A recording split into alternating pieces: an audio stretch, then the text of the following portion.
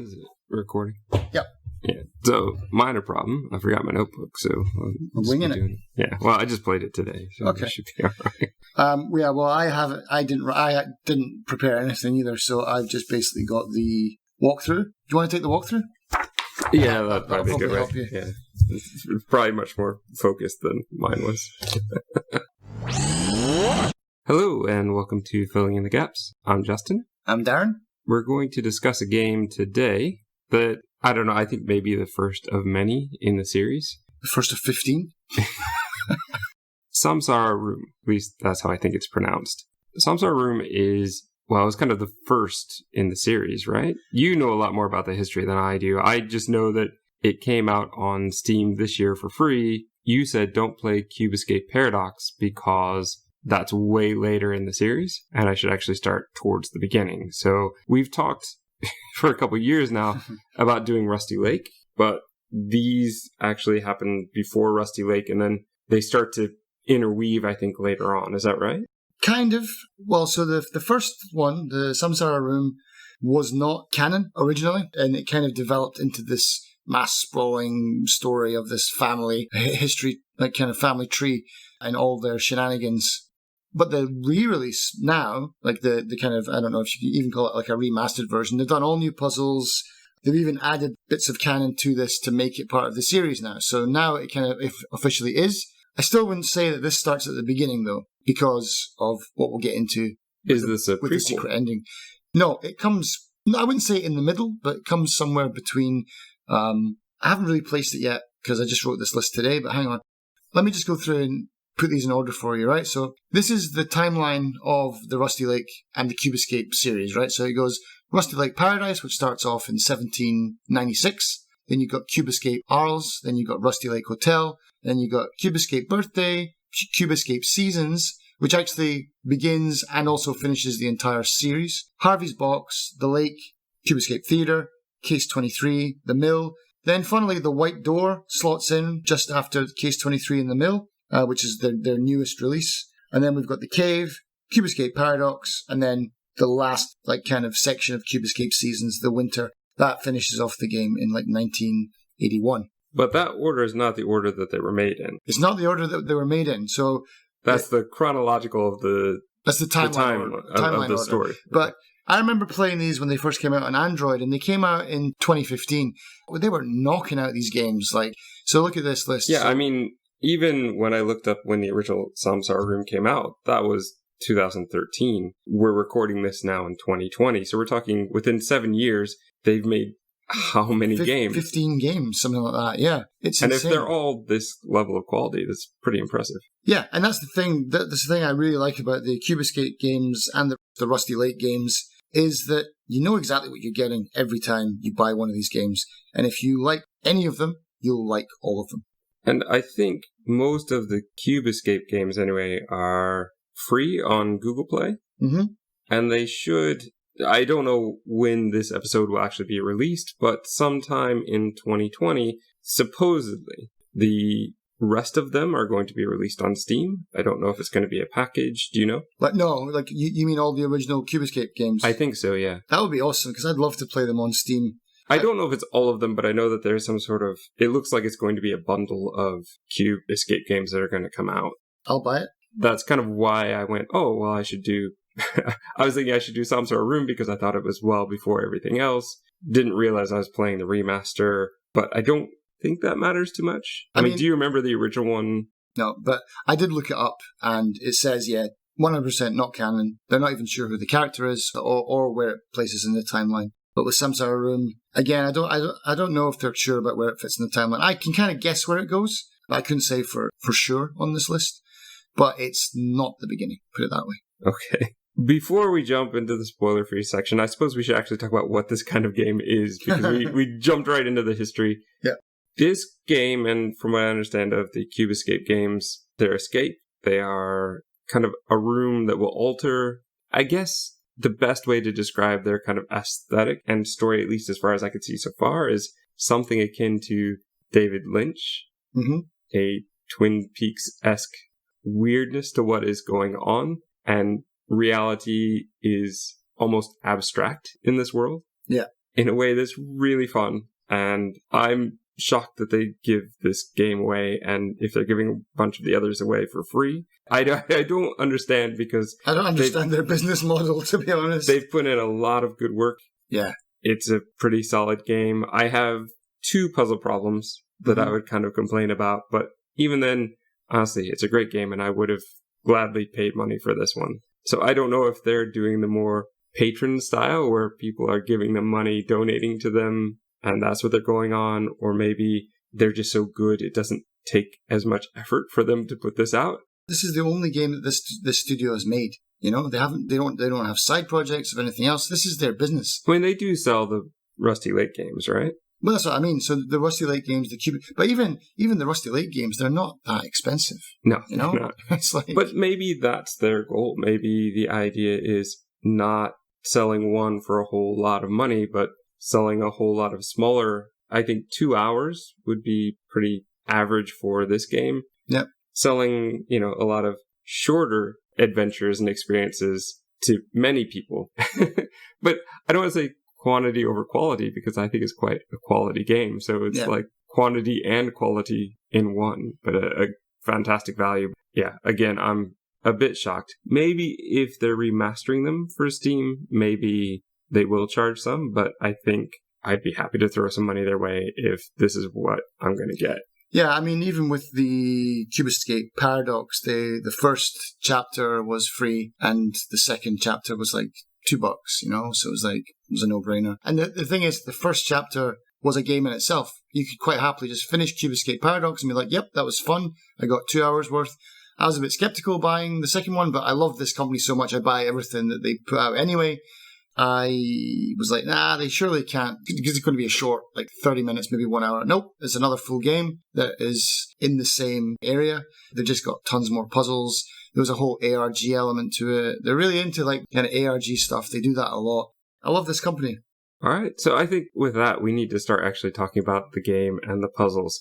We would definitely recommend this one. It is free, so there's kind of no reason not to give it a try. It's a short experience, so again, time is not an issue, and you could actually do the game kind of in chunks. I think it's much better to do it all in one go, but if you only have half an hour at a time, you can do that. And I will say this too, the game, I mean, they know what they're doing, certainly by now, and there's a link within the game to take you to, I can't remember if it's a Reddit or a Discord set of conversation so that you can ask for help rather than just getting the answer.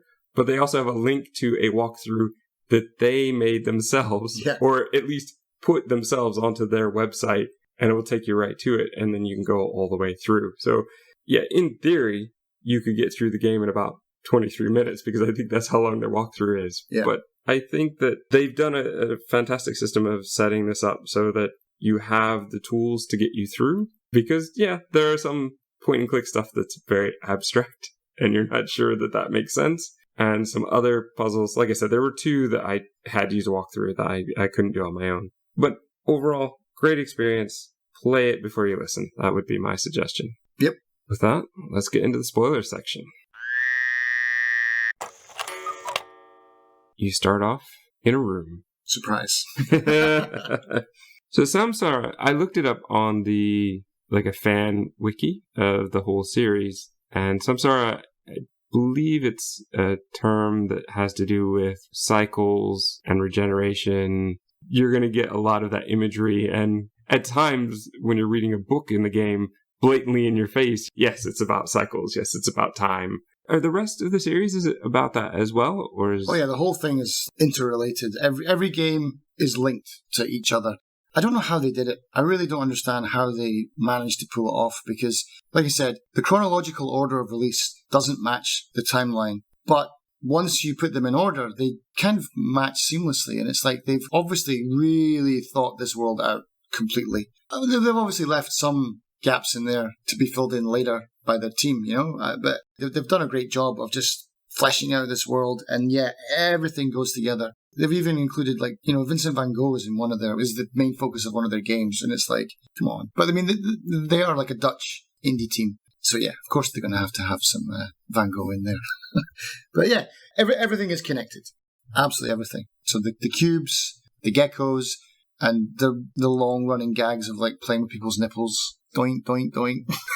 Or the box of matches in every single game. You're just waiting for, where's my box of matches? Oh, there it is. I know I'm on the right track now. Fantastic. I love everything that they kind of put into these all the little details that they put in seamlessly. Not seamlessly, but yeah, linked. So this room is very important because this is where we're going to spend most of the time, but the room will change depending on what we do. On one side, there's going to be a mirror where you're going to see a reflection probably of yourself, and there's going to be a small glass box which has a jar in it and a phone. On the next wall, you have like a chest of drawers. The next one will be the clock, the grandfather clock, very important. And the next one in the beginning looks like a painting. And that's all you see. So you start actually investigating and looking at things. So you click on the phone and letters appear, but it's not a easy to figure out word. At least it wasn't for me. No, because it looks like something. You're like, oh yeah, I can make a word out of that, but there's 2 letters left over. And you're like, oh, it's not. I thought it was like surprise. That's what I kept thinking too. And it's not, because there's 2 letters left over. Like, okay, so it's not actually, that's a later puzzle than this one, but yeah. Yeah. But same concept, yeah. I think that's why they typically use a phrase instead of one word. Right. Because it makes it harder to unscramble. Yeah.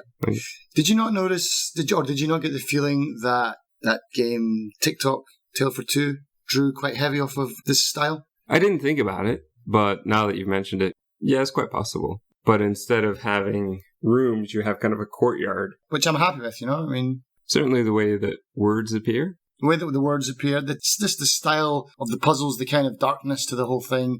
It's about time travel as well. And, yeah.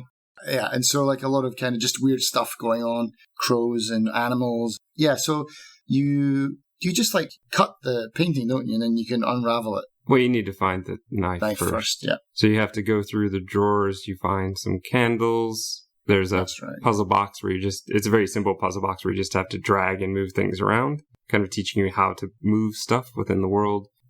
I think the knife is in the drawer, and that's where you're getting it from. And then you go to the painting.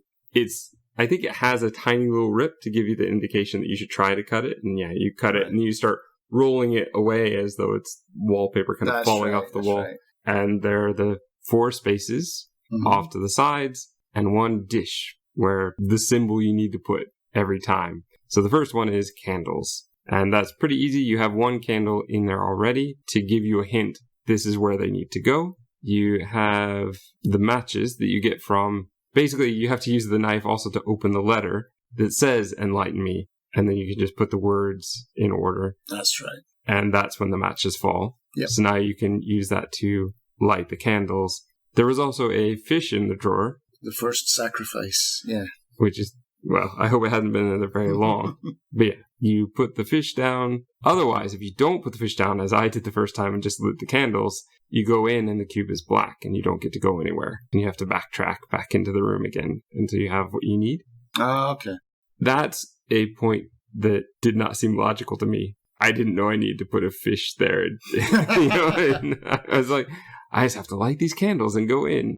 Because behind that image, I think, is a cube. And so I thought I was looking for a cube, which I didn't have. Oh, you thought you had to put a cube in the black space? Yes.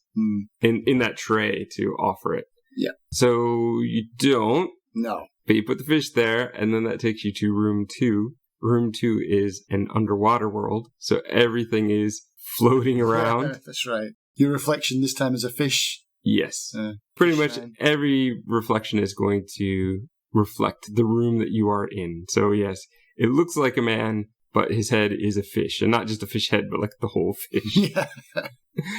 Yeah, so in this one, we have to go around and collect things again. I'm pretty sure that room 2 is collecting the shells. Mm-hmm. So there are a couple that you just have to find around the room, but then there are others you actually have to kind of earn. So one is inside of, I think it's a sea cucumber. Oh, yeah, that one, yeah. So basically you have to just keep poking. There are ones that have like a dark color around them and ones that don't. You just have to push the ones that don't. Then it will rip open and give you a shell. There's one in a glass bottle that you've got to crack. You have to crack that open, yeah. But this is also where your friend comes in. So as you look at the grandfather clock, the same one where we've broken the glass jar, there is your friend, the old man. We don't know that yet, because all you do is you remove a nail, and then you have to start removing other bits from there, and then a hand appears. And you don't have much else to give him, so it's not going to take long before you realize, I have to give him the knife. Yep. He gives you what I'm assuming is his own heart. Yep, that makes sense for a Cube Escape game. Okay. Yep. And then you take that, and that along with the shells that you have, that's what's going to get you into the first room. It's what takes you back to the first room. Yeah. And I like this in many ways. I think that the heart is quite symbolic. Like that first room is the main room for you. It's where you started. It's your kind of home, your base of operations. You need the heart to get home. But I think home is where the heart is. What leads me more into it, though, is this old man in the clock who gives you so much over and over and over. Yeah. Have you seen the movie Swiss Army Man? Not yet. All right. So I'm not going to go into detail, but there is something about that. It does kind of remind me of that. But I'm just astounded by how much he gives. Now, do we learn about him in other games? Yep. He's one of the main characters. Excellent. Good. Because he's definitely one that I want to know more about. Okay. Oh, there's a whole family of like 20 people that you'll eventually come to know. One of the things they do very well in this game is going back to rooms. Some things change, which gives you a reason to go back and forth. Yeah, because I think from the fish room going back to the heart is now you've got a time to put into the grandfather clock. Those will give you like little puzzle pieces each time as well, every time that you put in a time. I don't think so. At what point do you get the book? We don't get the book until the next room, until we get to the upside down room. Well, what changed from the first room to take you back then? Because you must have been able to do something else. Because this game is all about, and all of the games are all really well scaffolded. It's such a logical procession to get to the end. I mean, it is a puzzle game, and some of the clicks are a bit like, what? I didn't realize I had to put that there. But you get the key. You get the key for the jar to take open the. So there are two things you can do. Yeah. So another great thing the game does is reuses things multiple times. Yeah. The matches in particular, but many of the things you can use more than one time. And the jar would be one of them. So you can take the jar and use it to catch the gecko. That's right. And when you catch the gecko, then you can get into the gecko room. You can use that to get into right. the gecko room. I want to get into the gecko room first, so we do that. The gecko room is upside down, which was amazing. Oh, that's the one with the book puzzle. Yes, and that's why I knew we didn't get the answer to the clock yet, because we need the book for that. The book puzzle where you have to match the shape with the S book in the right place in the middle. Took me a little while to figure that one out because the books are a bit in the way of the outline for you to see. And even still going through the second time to get ready to record this episode, I was like, wow, it took me longer this time than it did last time. There's something about the way it's a space puzzle. It's figure out how to move things in the right way. I love the fact that you can keep basically stacking books further and further down, so long as there's something to block it and gravity from pulling it back up. Yeah, that's weird because you're upside down. Gravity works in reverse, so it's like everything's going up the way rather than down. But I love how you can, usually those Tetris kind of put the things together puzzles, all the blocks start out of the map and then you got to place them in. But this is, they're in, but they're not in the right configuration. And you can't put them outside. You have to find a place on there, like stacking books on top of each other. That's what I was saying. Like, it's so cool. I like that. Stacking lower and lower on the screen until there's no more screen. Because you're like, I want that big one to be at the bottom, but I can't get it there.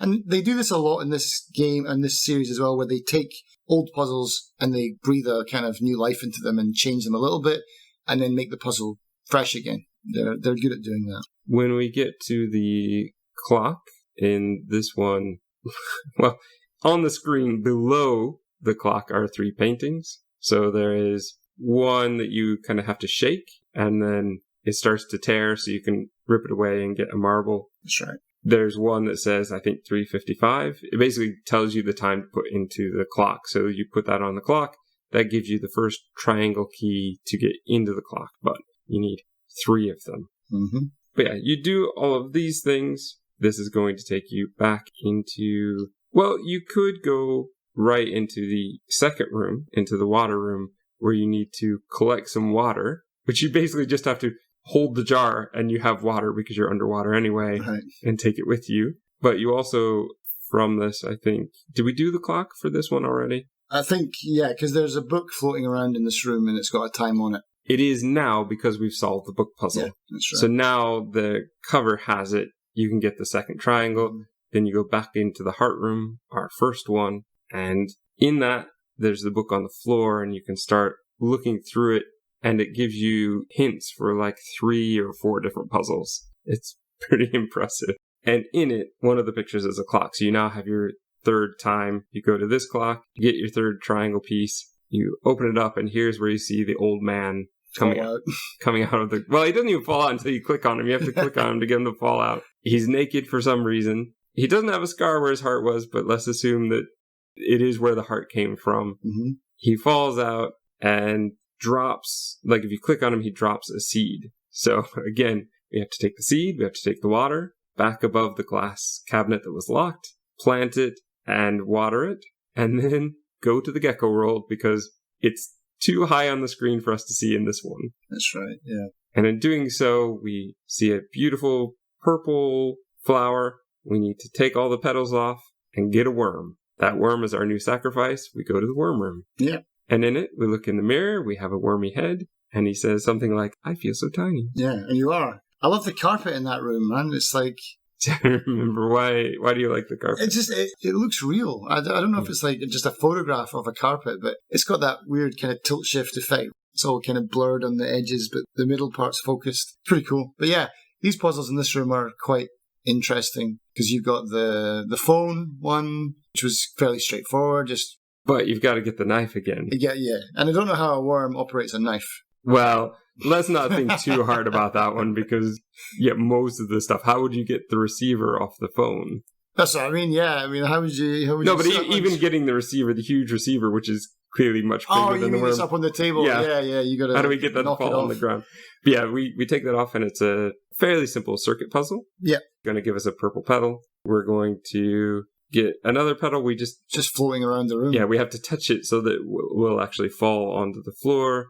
There's one in the clock where we just have to move pieces away. That's right. Which in the second playthrough I totally forgot about. I was like, where is it? I got annoyed and I went through the walkthrough and I went, oh yeah, of course, it's right in front of me. Because the knife is there, so I forgot. I was like, that's why I have to look in there. Didn't think, oh yeah, there might be 2 things I need to look for. The book puzzle. This one, it's such a simple puzzle, but it took me ages to figure out. The book puzzle? What was that one? So you remember there was a point where I asked you in text if this game was originally meant to be played on a tablet? Okay, yeah. Because some things just seem like they would work better if I could drag them with my finger as opposed to with a cursor. Well, this book was the main reason I was asking that. You're a tiny little worm. You can't get the book to flip open all the way. So you have to use the matchbooks, the whole box to put it in there to prop it up and grab it. Because I thought it was just a mechanical issue, like a game mechanic issue. It's just not working. It's just not working. Right. Didn't realize for a long time, this is actually a tiny puzzle. It's not a mechanic issue. But yeah, so we get all of those petals, so we could traverse out of here if we want, but we may not need to if we paid attention to the mirrors. Right, yeah. Which of course I did. I had noticed the symbols, but I didn't memorize them or know them all in order, so certainly the first time through I had to do it again. Yeah. Within each mirror, you can move your vision around a bit, and there's a hidden symbol on every wall. So you need to go into the old man's mouth, where there is a whole woods inside of him. Full of fireflies. Which you have to catch on the way in. You have to click on the screen, find where it is, and click where it is. You collect those along the way. You get to a kind of altar with clock hands, and you need to put those symbols of the mirrors in order, right? From person to fish to gecko to worm. Mm-hmm. And that gives you an egg. That's right. Now, this room becomes important later because there is a secret room, but you don't know that the first time. And I would never have known it. I never would have guessed if I hadn't looked it up. Yeah. But yes, you get your egg, you take it out. This is the new sacrifice. You go into the next room, the bird room. So in this room... Oh, this is the one that I didn't like the puzzle with. This is the one that frustrated me, but not the same puzzle that frustrated you, Okay. interestingly. But yeah, we look in the mirror, and your character says, I feel so free. He looks kind of like a Birdman. There are clouds on the wall. You can drag the clouds around to make shapes that you're very familiar with already, like egg and fish and worm and gecko. When you do that, it gives you a time. Now, you shouldn't go yet, but my second playthrough, I jumped ahead and did that.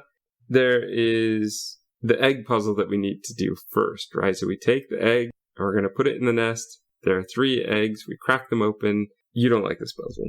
Yeah, I don't. I didn't like this puzzle because I couldn't work out the logic. And there is a logic. Well, I know that for a fact. Because, like I said, every single puzzle in this game has solid logic behind it. There's one I'd argue that kind of doesn't. But, all right, so here's the thing. It does seem very, very random. Because it's like, okay, the beaks are pointing that way, this one's pointing that way. Is it an odd one out puzzle? It is up until the time that it's not. Yes. And then I was like, oh, just pulling my hair out. I did not realize it the first time through. So the first time through, I just simply thought, okay, yes, they're giving me a hint as to what the first one is. But from there on, I just have to memorize the pattern and keep pushing through. It's a perseverance puzzle. Like, push through, find the right one, memorize it, which is what I did. However, that's not right. Right. The logic is it's the new one. So, for example, the first 3, yes, it's the odd one out. But from then on, it's going to be the new one. So even though in the first one, the bird has its beak open is the one you need to click, well, the ones that look exactly the same like those, we're never going to click again. So when you see both of those with the blue one, yes, the blue one is the odd one out, but it's also the first time we've seen the blue one. We'll never click that exact blue one again. So there's another one like White Bird later where they had all been looking up before and there's suddenly one looking down before. And this is what made me realize the second time through, that's what the puzzle is. And I didn't see it because there's a point where I knew I was doing well because it gave me the finger. And I said, all right, well, it's definitely going to be the finger. But when I went to pick the finger later, it wasn't that. So it was an odd one out. But yeah, it's the first new image you're seeing each time. So what you're saying is the bird gave you the finger. Well, the egg did, certainly. Maybe the game did, I don't know. But yeah, so you get through that, you get a feather. You're going to change the clock based on what we found from the clouds. That's going to actually change the time of day, which is amazing. I love that it does that. But boy, was it frustrating to figure out the other times. Did you ever try to just force it through and try all 12 hours to see if 5-minute increments? Yeah. No. I would do it for about a minute and then go, oh, stop. There's got to be a better way. Yeah. So I've not done it that way. But yeah, so we get to, I think it's sundown after that. And this allows us other puzzles. So we're going to look in the dresser. There are 2 kind of reading puzzles in this one. One that has to do with an owl and one that has to do with time. Oh, this is like the owl look to the east and look That's to the the west. owl one, yeah. When we change the time, we can look in the nest and now the eggs are gone and there's a sunflower. So we need to take the sunflower and we're going to also find, I can't remember exactly. Oh, there's a point where we do the phone and it says rise up. Oh, that's the surprise one. Yeah. So then we click on there and then we look around and it's going to be much bigger. We need to light it on fire so it will go higher. We cut the sandbag off. The sandbag has a lockbox. The sandbag will contain sand, a lockbox, and something else. I can't remember now. But basically, we're going to need that sand with the sunflower to make it grow, move the sun around until the sunflower falls off, and then we get the sunflower seed, which we can go back in time to the squirrel and give him that instead. And yeah, that's right. Because he's holding on to a feather that we need desperately. Yes, that's right. There is the owl puzzle, which is really frustrating. This one, to me, is really frustrating. I knew what I was supposed to be doing, But the owl itself is a very weird way where you have to turn the head around. Backwards, yeah. And you have to kind of lock it in. And there are times where it would say, it's facing left. But there are kind of two ways in the rotation I can make it face left. And yeah, I just found that very frustrating. Even the second time through, I couldn't get it. I couldn't seem to make it work. I had to watch to see how they did it in the walkthrough and then go back and go, okay, I get it. The solution makes sense, but it feels like other solutions also make sense. One thing I did realize the second time through was that the first time I was trying to kind of spin the mouse around to make the head go around, but really you just need to drag it left and right and it works much, much better. Right. It's not intuitive though. Like, I don't know, maybe it is. Maybe for everybody else it is intuitive. But for me, I was trying to turn it around and trying to do kind of a counterclockwise and clockwise fashion, which is not the right way to do it. And so I think the first time I was even more frustrated because I was also having trouble with the mechanics. It just didn't feel right. With it being night, you can also take a look at the moon. So when you take a look at the moon, you can move, well, you have to cut it open. Yeah. Cut the moon. Yep. And then move its eyeball around to get the symbols you need for the lockbox. Great. Now, the puzzle that really frustrates me on this one is the weight puzzle. Oh, yeah. I think even the first time through, I had an idea of how it should work, and I had the concept, and we had the hint in the dresser drawer, but I don't like this solution, and I don't like how it works. Did you have no problem with it? I mean, it feels like a math thing, so it seems like it would be a frustration. I think I just bumbled my way through it, because I think it pretty much tells you in that book, it gives you a major hint, like put the weight on this side, and then one is equal to this, and these two equal each other. I didn't have too much problem with it, but I think I kind of just guessed my way through it. Yeah, I don't know. I went to one walkthrough that wasn't an official one, and the answer they gave I did not like. Mm-hmm. It was saying we have to weigh all the things and then put them in order. So the lightest thing is 0 and the next thing is 1. I'm like, but you could have all variation of things when you're trying this out. So that doesn't work. I do think I've kind of got it now because, yes, the worm is 0. I get that. And yes, the gecko equals the 1. So I get that that's a 1. Totally fine with that, right? But there's a weird thing with the heart and the fish where you have to have, you can make them balance. In their walkthrough, they show it being balanced. But you have to put 1 on one side and 1 on the other side with the weight so that you know that it's off by 1. I think that's how I did it. Now, well, obviously that's the right one because that's their official walkthrough. The thing is, I think you have to assume that 1 is going to be 5 because you can only do the clock in 5 increments of 5, right? So it's either going to be 0 or it's going to be 5. I think that's the only way to make this work because otherwise it could be any series of numbers so long as they're just off by 1.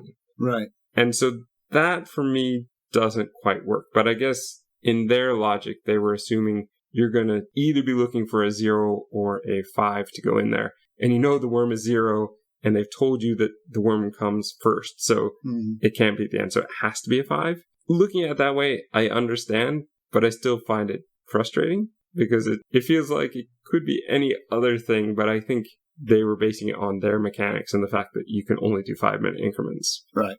But I found that to be the most frustrating. I found that frustrating the first time. I didn't like it either, to be honest. I'm not a big fan of those weighing puzzles or those like fluid puzzles where you got to like tip the 5 layers and the 3 layers and stuff like that. I hate those puzzles. But with all of these done, right, we finish, we get a bunch of feathers. And we put them up. And what's the sacrifice we get from this room? Do you remember? Oh, this is the end. Yeah, this is the end. Yeah. So this is where you actually have to take all of your normal sacrifice items and give it to the stork, who will deliver a baby from its mouth. Oh, that's right. Yeah, of course. Yeah. But you need to put in the correct time to get to the stork. Yeah. And then you need to put in, like, the elements, like the fire. You got to collect the... No. Is that not yet? No. Oh. You have the feathers for that. So you put the 4 feathers up. You put the baby on the sacrificed shrine thing. Yeah. And that takes you out. You see an image of the baby being gigantic in the tiny room, the Samsara room. And then it splits apart. You have to point at all the furniture pieces. Click on everything and it all disappears. And then you just see a shadowy woman holding the baby. And that's the end. Now, what you're talking about is the secret room. So, right, that's right. Okay. if you followed, look, I'm just going to tell you, there's no way in the world I ever would have figured this one out. No way of me, because I'm not a social media guy. They put a lot of hints out on Twitter, and even then, you had to know the other games and know where to look and get into those. I think it's an amazing puzzle. It's just a bit out of my league, this one. Yeah, I looked it up on a walkthrough thing, and just to see how they got it, because there's just no way. Like I said, I don't do Twitter, but the first one was they tweeted picture from Cube Escape. Ours from, that's the Van Gogh one, and it's got one of the symbols in one of the pictures. I don't remember if that has always been there, because I played that years ago. If it has been there for years, and they just like, oh, this will come in handy, 5 years in the future, then kudos to them. That's absolute genius. So, but even if they went back and recoded it so that it's in there, also kudos to them. So that was the first one. And then the second one was something to do with going fishing at the lake. You get like a white cube. The next one was from the chopping board from another game where it's got like a little spiral symbol. Sorry, the second one, was from the hypnosis video from Mr. Owl, who, no spoilers for that, but he exists. And he explains the symbol to you in that audio, which is really long. It says here you have to listen from 16 minutes and 39 seconds to 16 minutes and 52 seconds. So it's like you'd have to go through. Yeah, and he basically just describes the shape, right? Yeah, that's all he does. And then you've got a clip from Cube Escape the Lake, which it's got like a little S on a window panel. And then you've got all the things, and that's insane. That's absolutely insane. Yeah, so you go back to basically you have to play through the game again until you get to the old man's mouth and the cave. And then instead of going by the mirror symbols, you go by these symbols, and it gives you a shrimp. So now you get to go into the shrimp room. Yes, I don't like shrimp, is what he says. It is what he says, yeah. In this room, you're going to find the old man, but he's inside of a giant shrimp. Yeah. And he's oozing a kind of green liquid, which we're going to find is called an elixir. Mm-hmm. The phone does an amazing puzzle. I love it. Again, breathing new life into an old puzzle. It's essentially just a slide square puzzle, except it's with numbers on the clock, and you have to move them around until you get them in the right place. That gives you a time so that you can put that in. I think that gives you the bottle to collect his elixir. Yes, that's right, yeah. There's also a box with just wood, which you have to light on fire to collect fire, which I thought was a very weird thing to collect because I didn't understand. I didn't realize what was going on. So yeah, you're collecting the elementals. From the jar, you're going to collect a bubble of air. From the mirror, I think there's just a drop of water you have to collect. Yeah. And at some point, you're going to collect earth. There is a piece of paper you have to open up and take a pencil to scribble on to make the shape of a key. Oh, that's right. And then it folds up and you open it again to get the actual key. Yeah. That's what gives you the jar. Yeah.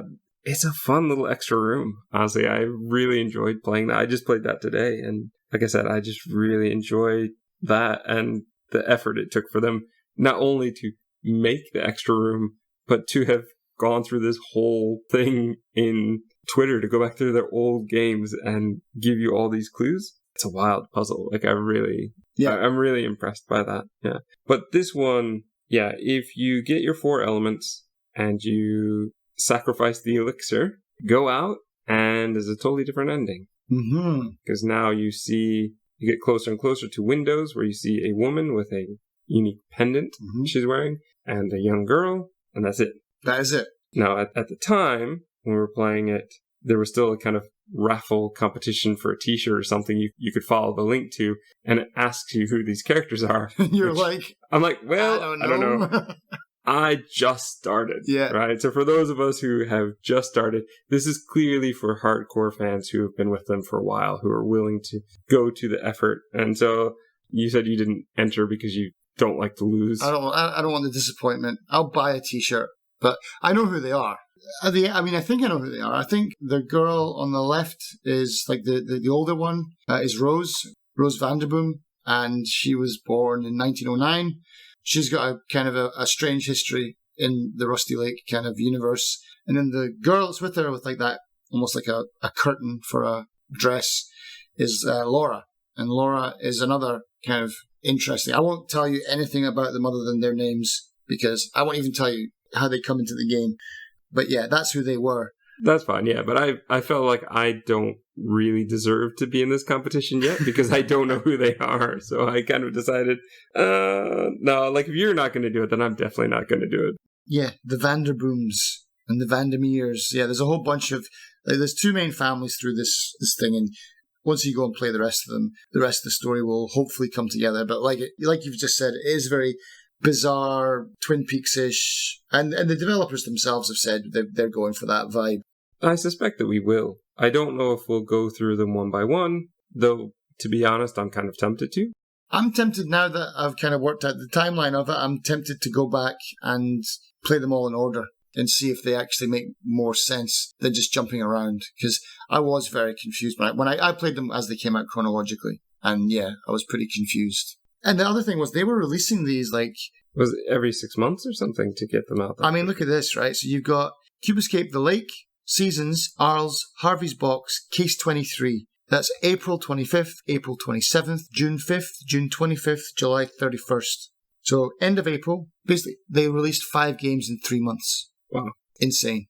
But then they slowed down. After that, it was like September 2015, then February 2016, April 2016, and then they took another break, and then it was March 23rd, 2017, and then, yeah, Cube Escape Paradox dropped on 2018. And then, oh yeah, of course, in between then, you've got like 2015 for Rusty Lake Hotel, 2016 for Roots, and 2018 for Paradise. Yeah, man, these guys have been busy. Very busy. Yeah. So like I said, I think like I enjoy playing these games. Well, if they're like this one, I'm definitely going to enjoy playing them. I love this. I'm glad because, yeah, I like it too. Yeah, it's really good. Yeah. So I don't know if we would start tackling them like a couple at a time because they don't take as long to play, or if we would do them one by one, but, you know, that means how many games? It'll be like 10 years before we finally get through them, unless we're going to devote a whole year to them. Honestly, I think, and as you play more of them, you will see there's not a lot of change, but the puzzles are all different.